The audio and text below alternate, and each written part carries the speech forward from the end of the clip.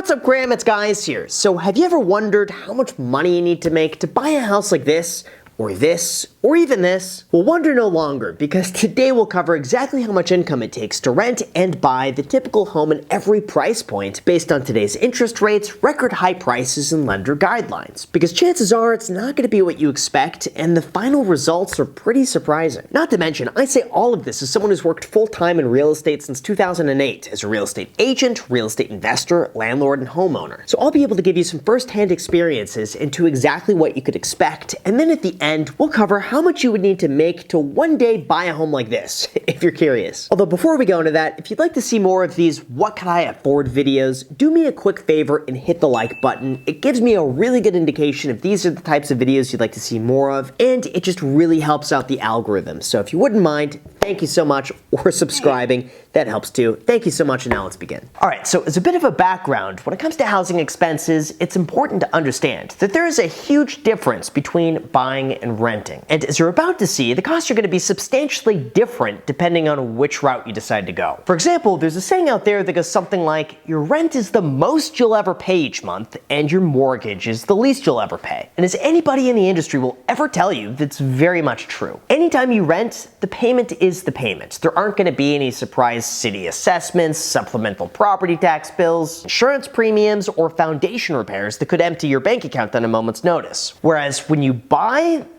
oh boy, where do I even begin? Well, to start, you have the mortgage. In most cases, this is broken down between a mix of principal and equity, amortized over a term of 15 to 30 years, at which point after that, the home is paid off in full. If you have a fixed interest rate, this means your payment's not going to change and will stay the same throughout the entire term of the loan. So from this perspective, yeah, it is kind of similar to renting. Except, unfortunately, it doesn't stop there. Second, when owning, you also have property taxes. This is typically based as a percentage of the purchase price, and it usually ranges anywhere from 0.4% all the way to 2% of the property's assessed value every single year. However, it's important to realize that this amount often readjusts on an annual basis as property values go up. And if you happen to live in an area like Texas, that can mean seeing your property taxes suddenly jump by 50 to 100% in a few years. Third, you also have insurance costs. See, anytime you own a property, your lender requires you to have a comprehensive insurance policy for anything that might possibly happen, like a car driving into your rental property. Fourth, you then also have repairs. This might include repairing an AC unit, fixing a water heater, spraying for termites, and all the other fun stuff that comes along with homeownership. Now, in terms of how much all of this stuff costs, some people use what's called the 1% rule, which says you'll spend 1% of the property's value every single year on repairs, while other people use the $1 rule, which says you'll spend $1 for every square foot of livable space every single year. And finally, fifth, you have other. This one's a bit more difficult to calculate, but it generally encompasses anything like potential HOA costs, landscaping, upgrades, routine cleaning, and every other part of homeownership that you never really think of until you check your credit card statement. Because of that, the cost of owning is usually substantially higher than that of renting, and as a result, it'll impact what you can afford. So if you're curious how much you need to make in order to get the typical home here in the United States,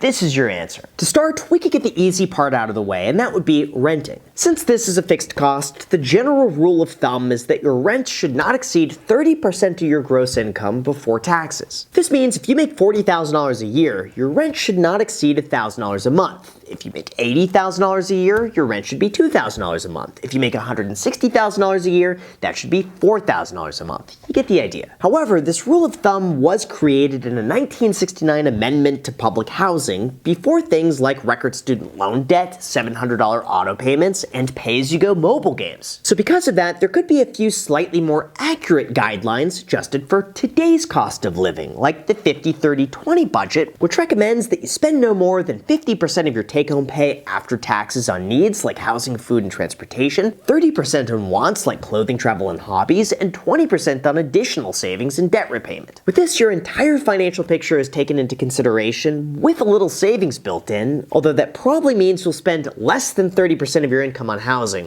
which could be a bit of a challenge. For instance, just consider that in states like New York, residents are spending up to 70% of their income on housing. This is why I personally take the approach of what I like to call backwards budgeting, where you first take into account all of your fixed, non-negotiable costs like debt repayment, food, insurance, transportation, and everything else you can't possibly live without, include 15 to 20% as a buffer for savings, throw in 10% for discretionary expenses, and then allocate whatever is left over for rent after taxes. For some people, this could be 15%, for others, it could be 25 or 30%. But at least this puts you in the mindset of saving first, spending second, which long term is going to help you out a ton, especially if one day you want to buy a house. Or I guess if you just want a simpler answer, ideally you should keep your rent below 20% of your gross income before taxes if you want to maintain a healthy savings. This means if you want to rent this house for $2,800 a month, you should make anywhere from $110,000 to $170,000 a year. Or how about this house in Fresno? You should make anywhere between $140,000 to $210,000 a year. Or this house in Venice Beach? Well, you better be making anywhere between $600,000 and $900,000 a year. Of course, just keep in mind that these are general guidelines, and there's nothing that says you can't split this cost with a partner, live with roommates, or spend a different amount. But all things considered, 20 to 30% of your income is the amount that most people tend to abide by when it comes to spending money on rent. The second, when it comes to buying a home, each rule tends to be a bit different, but the first is what's called the 28% rule. This states that you should spend no more than 28% of your gross monthly income on your mortgage payment, which includes property taxes and insurance. To calculate this, just take your monthly income, multiply that by 0.28, and voila, that's how much your payment should be, which is enough to buy a home in the $215,000 range with 20% down at a 6.5% interest rate. Of course, if you're disappointed that a $60,000 salary is only enough to afford a $200,000 home, you're not alone. And if you want something to blame, it's interest rates. Just consider that when mortgage rates were at 3%, the typical $60,000 income was enough to buy a home in the $315,000 range. But now with costs having increased, that final number is significantly lower. That's why under the 28% rule, you would need to be making $138,000 a year to buy a $500,000 home, $212,000 a year for a $750,000 home, and $276,000 to purchase a $1 million home, each assuming a 20% down payment. Now obviously, these are just guidelines, and a lender would be able to approve you for a lot more than this. But this is only the very beginning, because there is another strategy that's very commonly used. And that would be what's called the 30-30-3 rule. As you probably guessed, there are three main points to follow, with the first of which being no more than 30% of your gross income before taxes should go towards your mortgage payment, including property taxes and insurance. Just like the last strategy, this means that if you make $72,000 a year, you'd be able to spend $1,800 a month on your payments, which would buy you something worth about $220,000. The second 30% rule is that you have at least 30% of the home's value saved up in cash or semi-liquid assets. The reason for this, you might ask? Well, this strategy recommends that you make at least a 20% down payment and keep another 10% on the sidelines in cash just in case something inevitably breaks. Personally, I tend to agree with this because a 20% down payment usually gives you the best terms and interest rate with the bank, it lowers your monthly payment, it gives you a bit more equity in the house just in case the market goes down, and having some cash on the sidelines is a must because things will always go wrong. And finally, third, the 3 part of the rule suggests that you do not buy a house that costs more than 3 times your annual income. This means if you make $75,000 a year, you keep your budget to $225,000. If you make $150,000 a year, that's $450,000. If you make $200,000 a year, it's $600,000. The list goes on. Now, obviously, all of this depends on your location, and if you live in the West Coast, well, it might be impossible because people routinely spend more than 10 times their annual income on housing. But as a rough rule of thumb, this can work and does work if you want to play it safe.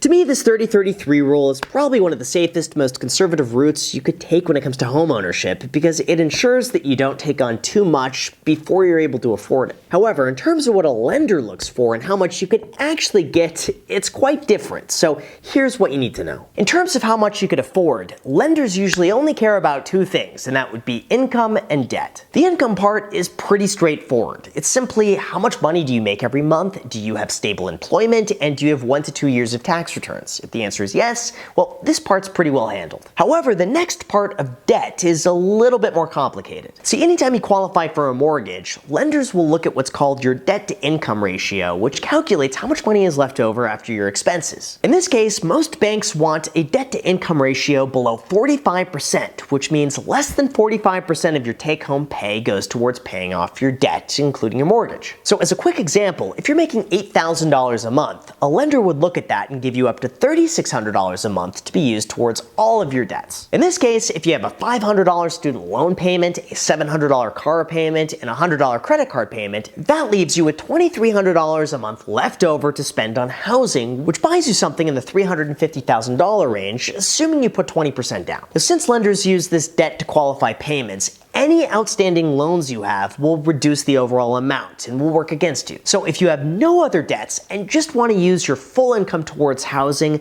they'll give you the entire $3,600 a month to use, which would get you something in the $550,000 range. Does that mean it's a good idea to spend more than 5 times your annual salary on a home? Probably not, but a lender will give it to you. And this means if you have no other debts and you want to buy an $800,000 home, you'll need to make about $12,000 a month. If you want to buy something for $1.2 million, you need to make about $18,000 a month. And if you want to buy a $2 million house, you're looking at about $30,000 a month in income. Of course, keep in mind that these are just estimates that most lenders will look for, in addition to other things like having a good credit score and 20% down. But if you want my thoughts on how you could best do this, here's what I think. Now, personally, when it comes to myself, I'd first take a look at the overall cost of renting versus buying, and I'd ask myself, what makes more sense financially? Right now, you might be surprised to learn that in all but 4 major metros, renting is cheaper than buying. In fact, Redfin said that nationwide, the typical home costs an estimated 25% more per month to own than rent. This means financially, you could be better off renting and not buying right now, at least in the short term. Otherwise, you're spending more than you need to just for the privilege of calling yourself a homeowner. Frankly, as a homeowner myself, I'll tell you, unless I get a low interest rate, find a really good deal, or invest in an area that I think is going to be worth substantially more in the next 10 years,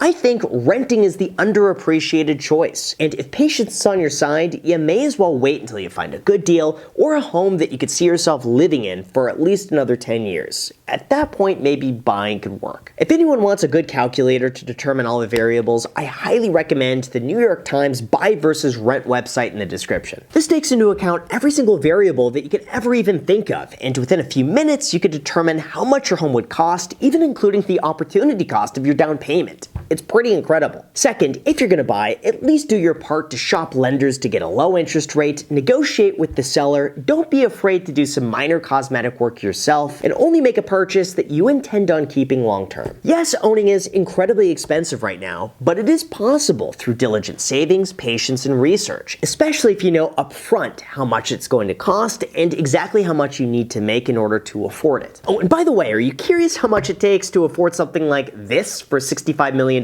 Well, to start, you would put 20% down, which works out to be $13 million, and then you'd be left over with a $52 million mortgage, which would cost you $310,000 a month. You'd also have property taxes at $110,000 a month, insurance for another $10,000 a month, and we'll throw in another $10,000 a month for random miscellaneous expenses, bringing your total out-of-pocket cost to $440,000 a month. Using the 30-33 rule, you'd have to have an income of $1.4 million a month or $16.8 million a year in order to afford it. Or if a lender allows you to take on a maximum of 45% debt to income, you could also afford this home and qualify for it with $11.5 million a year. Although realistically, whoever buys this house is probably just going to pay for it outright in cash. So with that said, I'm off to buy a lottery ticket. With that said, you guys, thank you so much for watching. As always, feel free to add me on Instagram, and if you want some free stocks down below in the description, I do have an affiliate link, so you could get some free stocks